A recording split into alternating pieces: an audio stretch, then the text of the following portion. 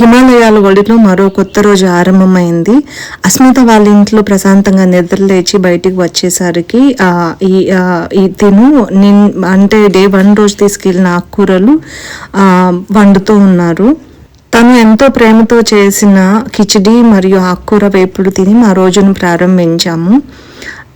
అయితే తను పనికి వెళ్లాల్సి ఉండటంతో తెల్లవారుజామునే బయలుదేరిపోయారు. మేము అయితే 7:15 ఆ టైంకి బయలుదేరాము ఇండియా వెళ్ళటానికి. నిన్న దార్చులాలోని నేపాల్ వైపు చూపించిన అస్మిత ఈరోజు మాత్రం మరో కొత్త దారిని పరిచయం చేసింది. నేపాల్ నుంచి ఇండియాకు వెళ్ళే ఒక ప్రత్యేకమైన మార్గాన్ని దాని వెంట నన్ను తీసుకెళ్ళింది.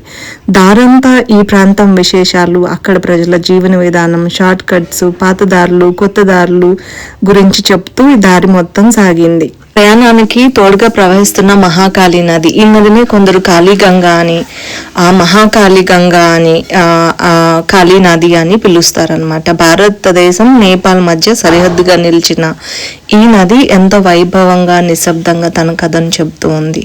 నది ఒడ్డున ఒక పెద్ద గోడ కనిపించింది. ఆ గోడపై నేపాల్ దేశానికి చెందిన ప్రముఖ నాయకులు, స్వతంత్ర సమరయోధులు, ప్రసిద్ధ పర్యాటక ప్రదేశాలు, జాతీయ పతాకం, జాతీయ పుష్పం, జాతీయ పక్షి, జాతీయ జంతువు వంటి ఎన్నో విశేషాలను ఈ చిత్రంలో పొందుపరిచారు అద్భుతంగా. ఈ చిత్రాల వెనుక దాగిన కథలను వింటూ ఆ దేశ సంస్కృతిని ఆస్వాదిస్తూ ముందుకు సాగాను. మహాకాళీ నదిని ఈ వంతెన మీదుగా దాటుకుంటూ వెళ్ళి మళ్ళీ భారత భూభాగంలోకి అడుగుపెట్టిన ఆ క్షణం ఎంతో అద్భుతం, ఎంతో ప్రత్యేకం అనిపించింది. నేపాల్కి వెళ్ళాలంటే వీసా కావాలి కదా అని అనుమానం వస్తుందేమో. ఇక్కడ వీసా అవసరం లేదు. మన దగ్గర ఉన్న ఆధార్ కార్డ్ చూపించి మనం టూరిస్టు అని చెప్తే చాలన్నమాట, వాళ్ళు అలో చేస్తారు. ఇక్కడ నుంచి ఆది కైలాష్ యాత్రకు అవసరమైన మరో ముఖ్యమైన పని పాస్ తీసుకోవటం.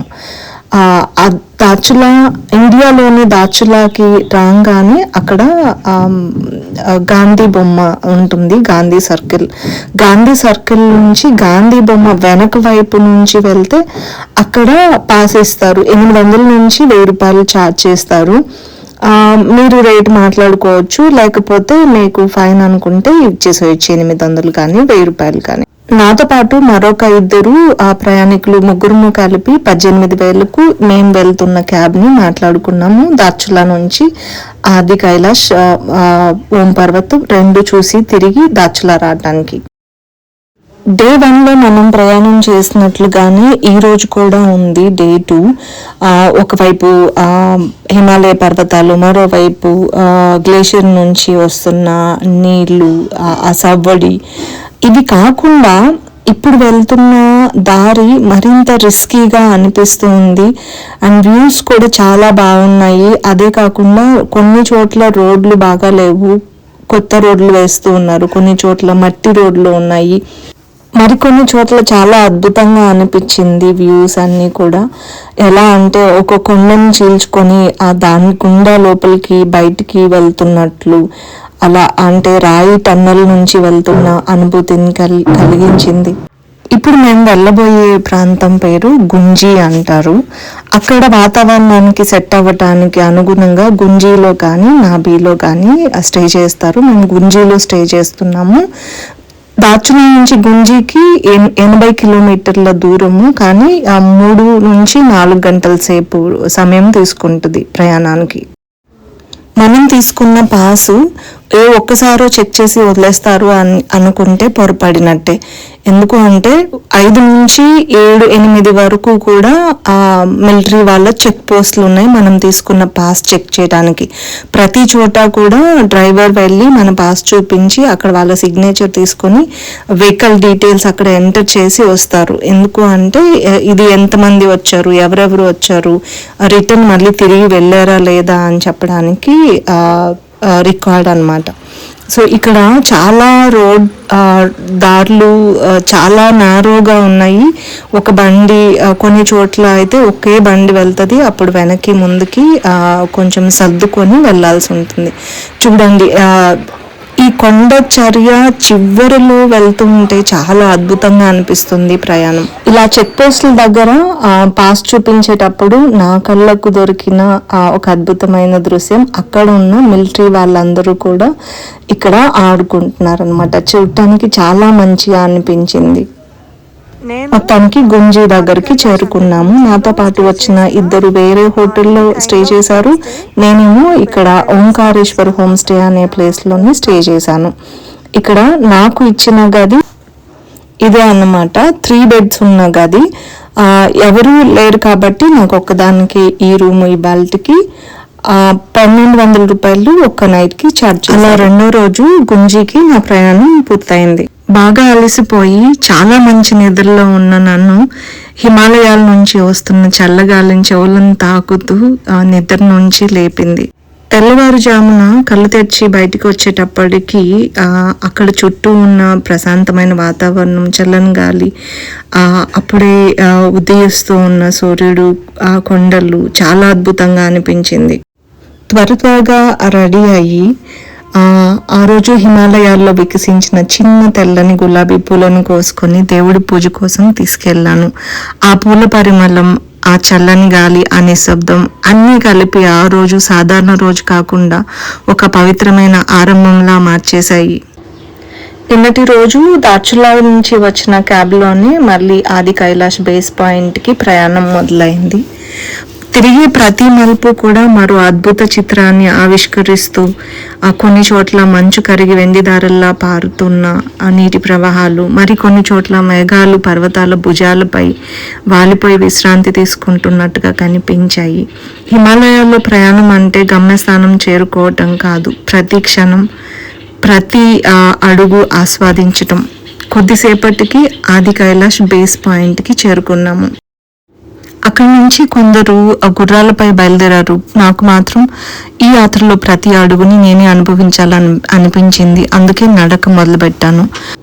మొదటి కొన్ని అడుగులు చాలా సాధారణంగా అనిపించాయి, కానీ క్రమంగా ఎత్తు పెరుగుతున్న కొద్దీ శ్వాస వేగం మారింది, గాలి మరింత చల్లబడింది, చుట్టూ కనిపించే దృశ్యాలు మరింత అద్భుతంగా మారాయి. ఆ రోజు వాతావరణం కూడా నా కోసం ఎదురు చూసినట్టే అనిపించింది. మబ్బులు లేవు, వర్షం లేదు, మేఘాలు లేవు. చూసే ప్రతి కొండ, ఆ పర్వతం కూడా చాలా క్లియర్గా అద్భుతంగా కనిపించాయి. ఆకాశం నీలిరంగు వస్త్రం కప్పుకున్నట్టుగా నిర్మలంగా ఉంది. ఆ నిర్మలమైన ఆకాశం కింద వెండితో చెక్కినట్టు నిలబడ్డ మంచు శిఖరాలు, వాటిని చూస్తుంటే ప్రకృతి తన అత్యంత అందమైన రూపాన్ని ఈ ప్రాంతం కోసం దాచిపెట్టిందేమో అనిపిస్తోంది. అక్కడ కనిపిస్తున్నది పార్వతీ ముకుటం అంటారు, అంటే దేవి కిరీటం అన్నమాట. ఇంకా ఇటువైపున వస్తే అమ్మవారి వాహనమైన సింహము తల ఆకారంలో ఉంది కదా. ఇక్కడ అమ్మవారు మకుటాన్ని ఇక్కడ పెట్టి పార్వతీ కుండలో స్నానానికి వెళ్ళారు అని ఇక్కడ చరిత్ర చెబుతోంది. ఇక ఇదే పార్వతీ కుండ. అలా ప్రకృతిలో ప్రతి అడుగు ఆస్వాదిస్తూ చివరికి పార్వతీ కుండ చేరుకున్నాను. ఆ క్షణం నిజంగా కొన్ని దృశ్యాలను వర్ణించడానికి మాటలు సరిపోవేమో. పర్వతాల మధ్యలో ప్రశాంతంగా నిద్రిస్తున్న సరస్సు, దాని మీద పడుతున్న సూర్యకిరణాలు, నీటిలో ప్రతిబింబిస్తున్న మంచు శిఖరాలు, అక్కడ వీచే చల్లగాలి మృదువుగా సరస్సును స్పృశిస్తుంటే ఆ నీటిపై సన్నని అలలు పుట్టి అందమైన సంగీతాన్ని ఆలపిస్తున్నట్టు అనిపించింది. ఇది కేవలం ఒక దృశ్యం కాదు, ఒక అద్భుతమైన చిత్రలేఖనం, ఒక అద్భుతమైన ధ్యానం, మరొక మహాయోగంలా అనిపించింది ఇక్కడ ప్రతి దృశ్యం కూడా. అక్కడ కనిపిస్తున్నదే ఆది కైలాష్.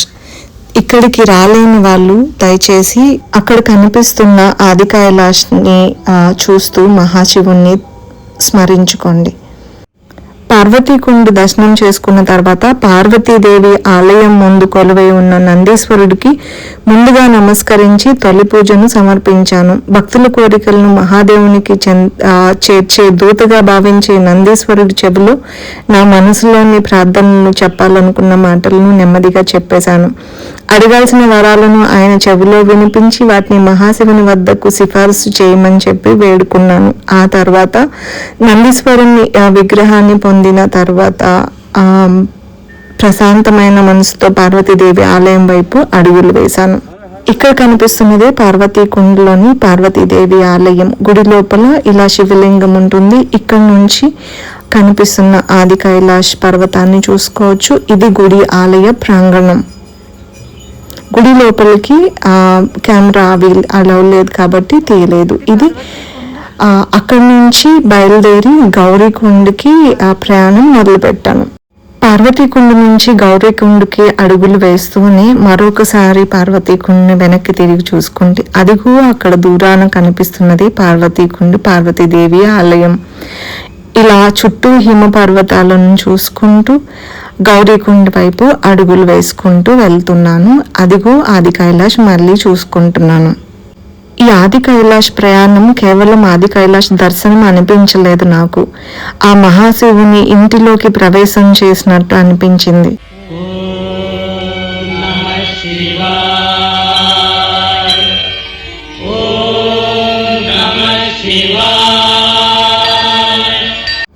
ఇక ఇక్కడ కనిపిస్తుంది కదా వాటర్ లాగా, దాన్ని భీమకేతి అంటారు. భీముని వరి పైరు అన్నమాట.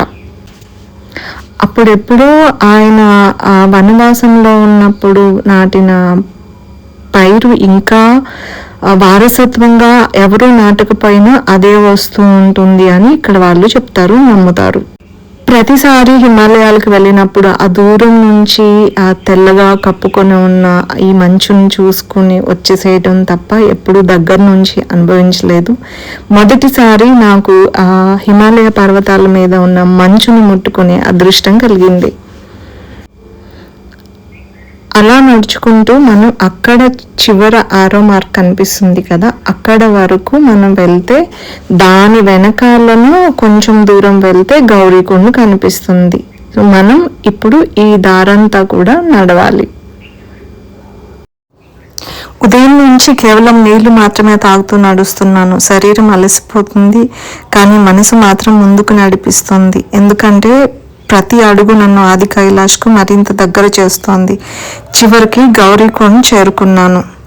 ఆది కైలాష్ పాదాల నుంచి కరిగి వచ్చిన నీరు మంచు స్పర్శతో నిశ్శబ్దంగా నిలిచిన సరస్సు, చుట్టూ మంచు పర్వతాల కాపలా.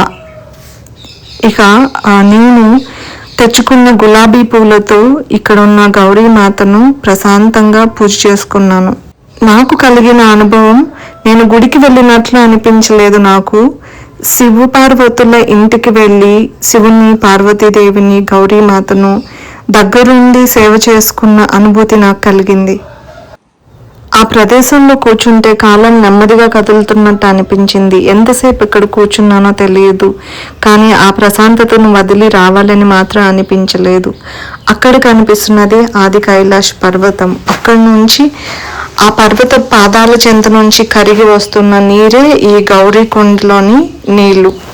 ఇక నేను ఎప్పుడు చూడను అనుకున్న ఫ్రోజన్ లేక్ కూడా ఇక్కడే చూశాను. గౌరీకుండ పైన గడ్డ కట్టి ఉన్న నీళ్లు. తిరుగు ప్రయాణం మొదలుపెట్టిన కొద్దిసేపటికి నాకు ప్రకృతి ఊహించని బహుమతి ఇచ్చింది.